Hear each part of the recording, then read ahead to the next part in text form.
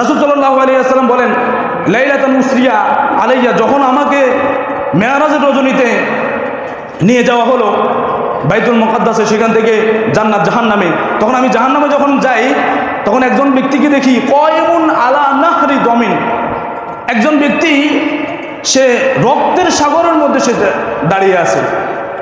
আরেকজন দানবের মতো বিশাল বড় দেহের অধিকারী, সে একটা পাথর নিয়ে দাঁড়িয়ে আছে। আর ওই ব্যক্তি যখন মাঝখান থেকে আসে তখনই সে পাথর মেরে আবার তাকে দূরে সরিয়ে দেয়, সে আর কাছে কিনারে আসতে পারে না। রাসূল সাল্লাল্লাহু আলাইহি ওয়াসাল্লাম জিবরাইলকে জিজ্ঞাসা করলেন, হে জিবরাইল, এ কে? রাসূল সাল্লাল্লাহু আলাইহি ওয়াসাল্লামকে সে উত্তর দিল, এই ব্যক্তি হলো সুদখোর। সুদ এত মারাত্মক একটা গুনাহ, যারা সুদের কাজে সাহায্য করবে তাদের ব্যাপারে রাসূল সাল্লাল্লাহু আলাইহি ওয়াসাল্লাম বলেছেন সমান গুনাহগার তারা। লাআনাল্লাহু আলা শাহিদির রিবা আলা আকিলির রিবা ওয়া শাহিদাইহি